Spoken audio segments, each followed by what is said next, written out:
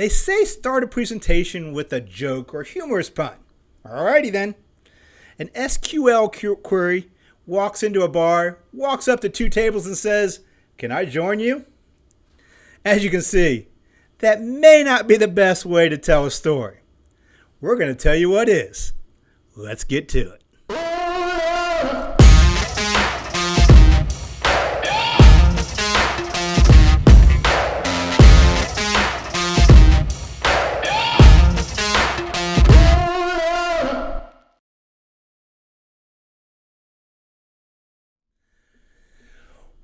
Welcome. Another humorous and wonderful episode of IBF On Demand. I want to thank you for your dedication to this podcast. I want to thank Arkiva for their dedication as well. Your one-plan S&OP software solution. They're the sponsors for this podcast and all the podcasts so far.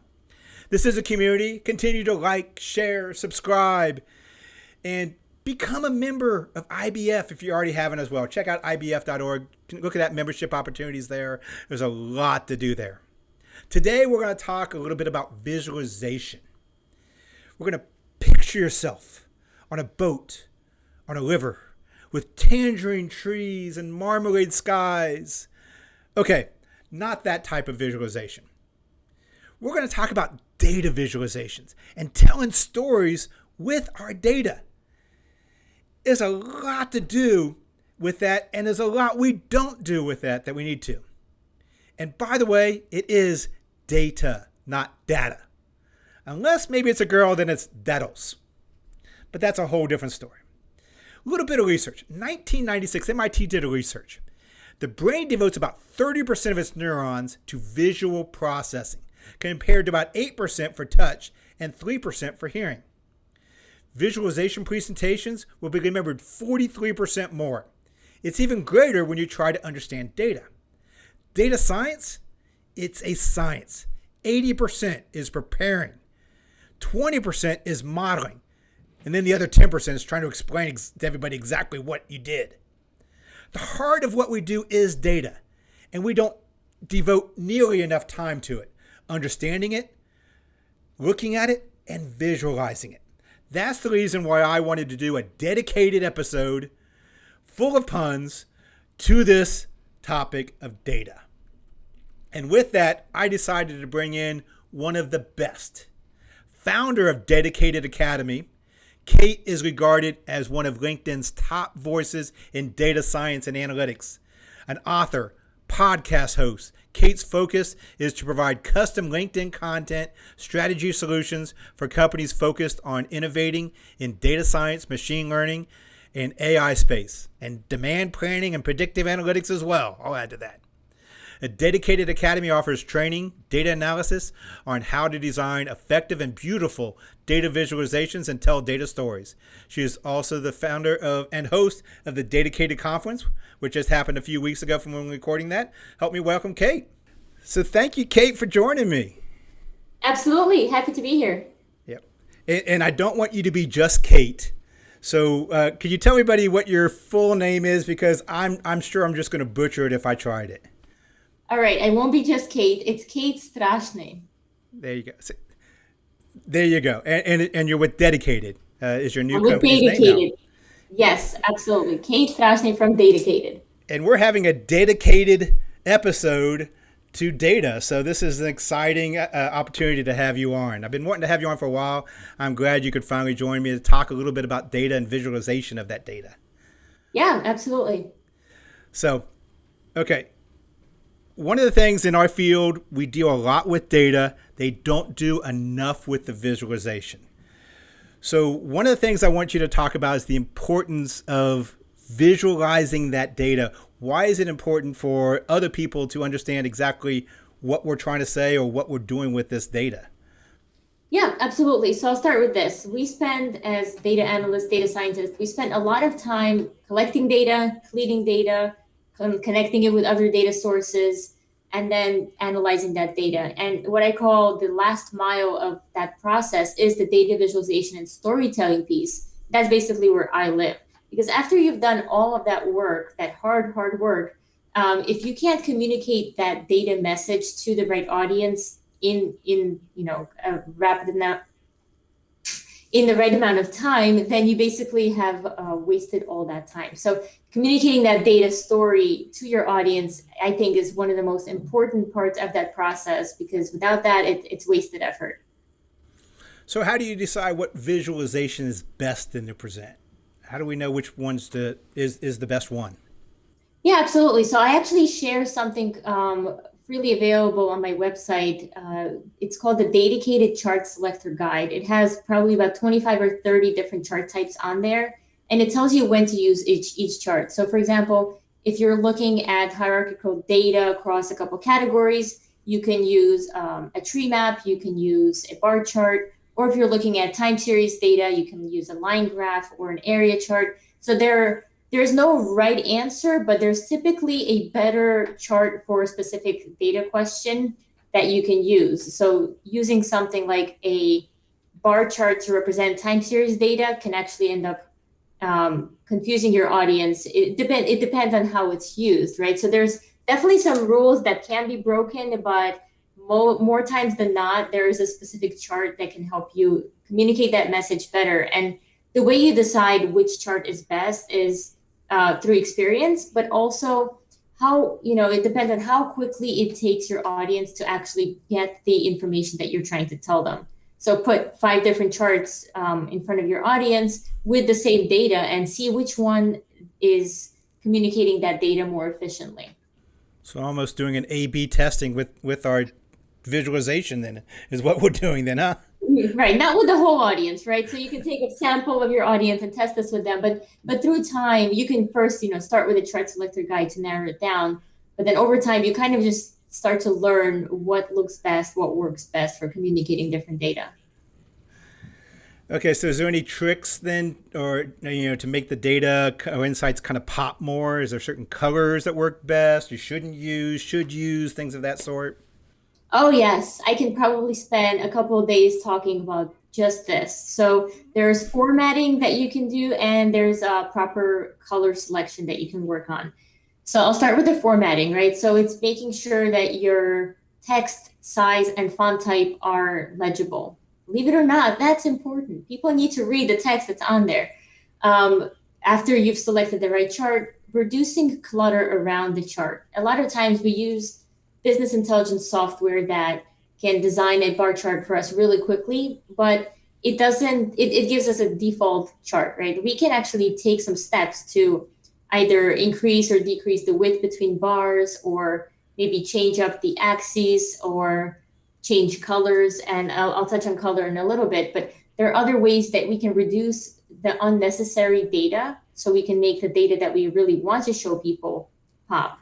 So in the sense of using text, for example, if we have a little annotation text box, using bold or italics or color within that text box can also help us highlight the specific messaging.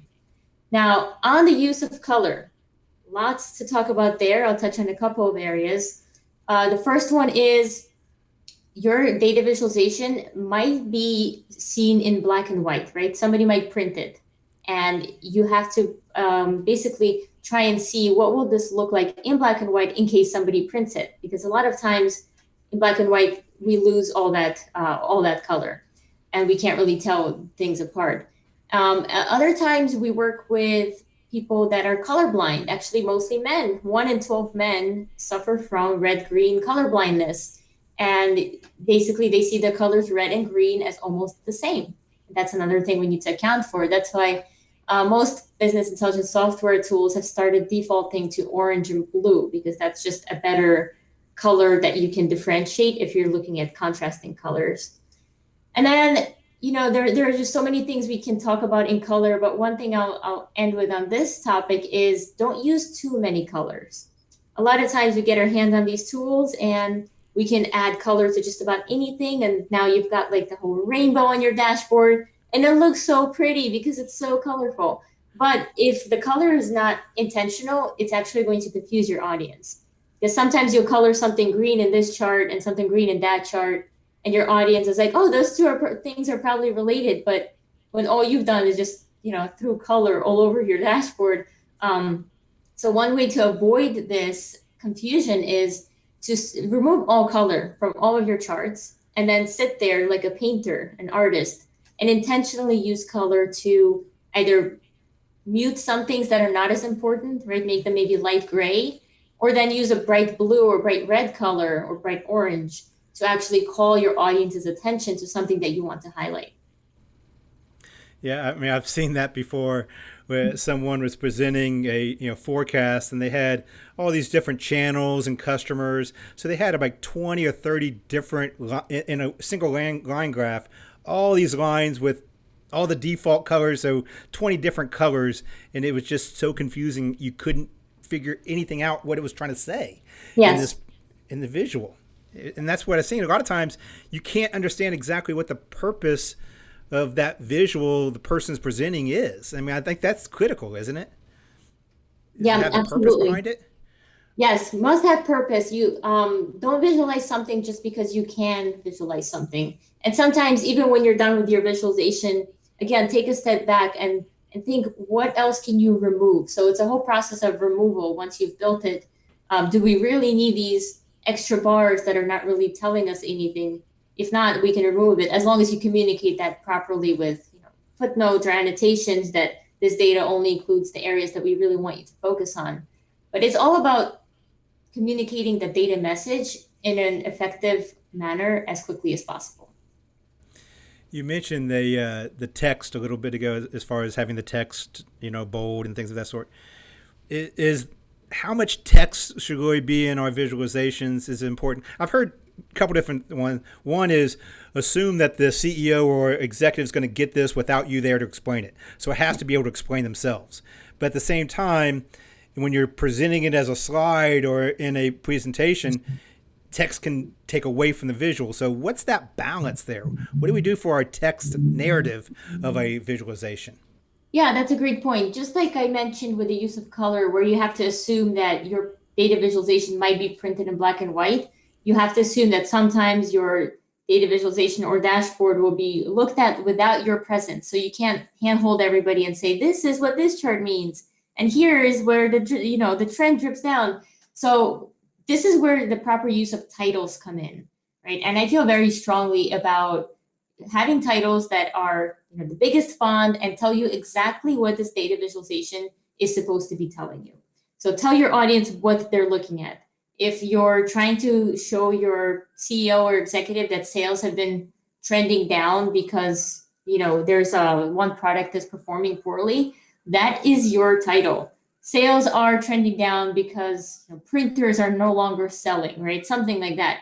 This way, you're not actually needed in that room because they can just read the titles. And then the charts and graphs that are supporting that title are really there for the audience to get a better sense of, oh, okay, yeah, I do see this trend and here it is. And it's basically supporting that title. It's very much like journalism and you've got your lead, right? So I always talk about don't bury the lead because that has to be the top thing that you share across. And there's actually a story back in, I forget which ward it was, but there was only one way to communicate with people about the war, and you only had a certain number of seconds to get your message across. So it's the same thing with data visualization. Use the title space to basically get that main message across. And then to answer your question about balance, sometimes you can add some annotations if you really want to do a call out of the why this is trending down. I think that's fine as long as your text is big enough and it's there for a very specific and intentional reason and serves a purpose.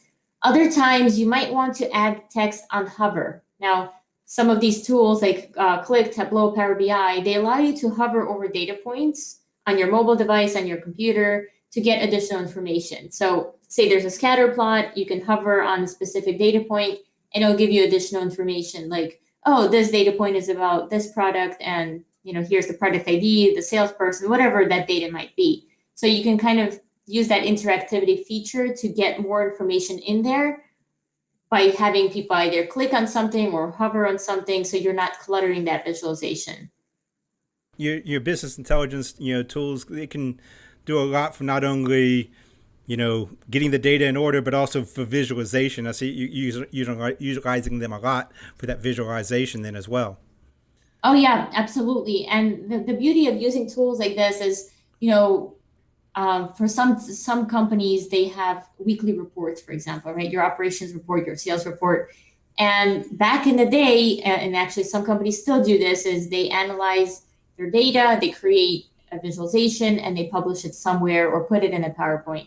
Well, one thing we can do now is we can have a regular dashboard that refreshes itself on a daily, weekly, or hourly basis, where it takes you out of that equation of having to download the data, analyze it again. It'll basically just continuously refresh it after you've built the right frame around it. And all you do as a data analyst is communicate those insights and make sure that the business leaders are making the right decisions based on that data. I mean, so something like that could work for not only companies but not for profits as well. So if you did use like that business intelligence BIs for a not-for-profit NGO, then in essence you're doing a BI NGO analysis. Yes, a BI NGO. You're hilarious. I love how you say this with a straight face. You're like, yeah. Because obviously a song comes to mind, right? Do you know which song? So I had to get that in there. So we mentioned that. How about Excel? I mean, because I know a lot of our audience, they're as far as putting data into spreadsheets, they excel at that. So can this be something that Excel users utilize as far as the visualization and data as well of their data? Absolutely. So people use Excel. Why? Because it's there, right? It's on almost every single laptop computer, and it's easy to use. But so are these business intelligence tools. I do understand, however, that those tools are not for everybody. And sometimes you really just want to stick with Excel. That's pretty much how I started, is visualizing data and creating dashboards in Excel. And they are easy to use. I do have some hesitations around some of their default settings. Like they have 3D bar charts and 3D pie charts that I'm not really a fan of. That they basically, I think, encourage people to use to make their visualizations look cooler, just like that use of rainbow colors. As long as you're being intentional with what you actually want to visualize and what the messages you want to share, the tool itself doesn't matter. You can have a piece of paper with crayons, and you can visualize your data that way. I've taught a kindergarten class on data visualization, and that's literally what we did. We visualized things with crayons and a big flipboard of number of colors and Skittles and things like that. By the way, if you're teaching kindergartners, don't use Skittles. More than half the class ate their Skittles before we got to analyze that data. So I'm like, next time I will use like Legos or something, but they got to eat their Skittles afterwards. Some of it melted in their hand where you don't even see the color. So it was a fun experience. But anyways, the tool itself doesn't really matter. It's all about being intentional and having a purpose of why are you visualizing this? Who do you want to see this, right? Who's the audience? What context do you need to set this into? And what message do you want them to go away with? Yes, you just give me a great idea for the next sales and operations meeting. I'm going to go with the executives with crayon and a flip chart. Yeah, exactly. Get those big crayons too, just to make it. I think it'll work. But yes. You mentioned it, Lori. It doesn't matter your medium that you're presenting. It matters your kind of the why. And then how you're presenting it, and a lot of great points in there. You kind of mentioned some things in Excel to watch out for. That was some good advice there as well. Mm-hmm. So with that, what are some of the pitfalls that people in trying to make their data become more visual for an audience? What's some of the pitfalls that the audience needs to watch out for now then? Yeah, so I think we touched on proper use of color, reducing clutter, and selecting the right chart. Those are typically my main three go-tos. But the other thing I've noticed is people tend to visualize too many things, right? Too many charts in one dashboard, to the point where you, as the creator of that dashboard, know exactly what's happening, but a person who gets this in their hands for the first time will be overwhelmed. Basically, there's just too much going on. So you have to really take things down a notch and visualize only what you actually need to visualize, right? What are the 2-3 charts that actually help you tell that story or share that message? And think about your everyday use, right? So there might be some charts that you look at a regular basis. Some people wear Fitbits where they get their data. I use Runkeeper to track my running. And there are data visualizations out there everywhere. But if you notice, they're mostly very simple. You don't have 15 charts to look at, and you have to decide as the user, okay, what do I really want to see? They basically tell you, they inform you of what they think is necessary for you, and then you consume that. So I think making it really easy for your audience by not overwhelming them with too many options. So I guess long-winded way of saying simplicity. Keep it simple. That's one thing I would say.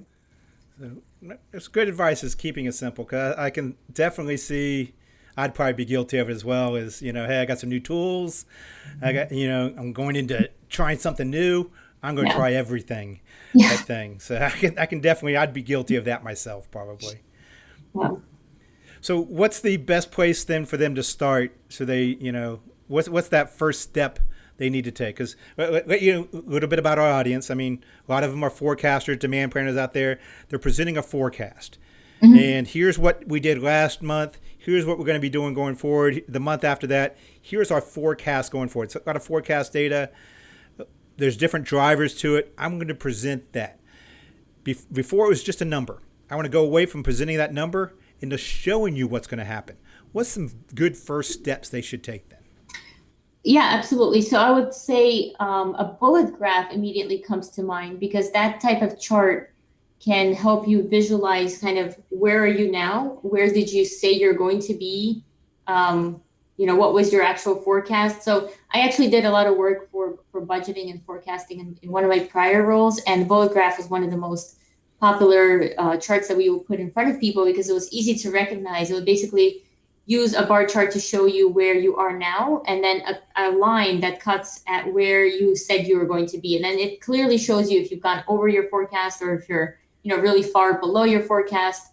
So I think visualizing your data is very, very helpful if you're used to seeing things in a table format only, and your audience is used to only seeing things in a table. Sometimes visualizing it can show you where the big outliers are, where the jumps are, where you're not really noticing those things in a table. But the other thing I'll say is there might be hesitation. So early on, people like doing things the way they've always done it, right? So they want their table the way they've always had it. So one way we would kind of try to go against this obstacle is still have that table in your visualization in addition to that bullet graph. And then slowly start removing some of that detail, but having it with you on maybe a separate slide. So people are more used to seeing it in the visualization format. And then eventually you won't need the table because people are using interactive dashboards where they can hover to see exact values or click on something to drill down. So it's definitely a transition and a cultural change as well, where people have to get used to it, but definitely helps to visualize that data. So you mentioned as far as it'll also point out where there's outliers and things of that sort. I mean, you could actually look at this visualization before you present as well to kind of show you things you might not have known about your own data. I think that's another use for visualization, correct? Oh yeah, absolutely. So there's two sides of that story, right? There's the exploratory side and the explanatory side of data visualization. Exploratory is where maybe the data analyst or the user of the data analyst tool have access to that data and you want to just see what the insights are. So you're exploring to find the interesting data points like, hey, Eric has really been underperforming or overperforming this month. Let's see what's happening there. Or we use this for budget, where we would flag somebody for spending, X% above the average normal percentage of spend in an organization. We're like, well, what did this person really buy? And you can kind of drill down and look into that.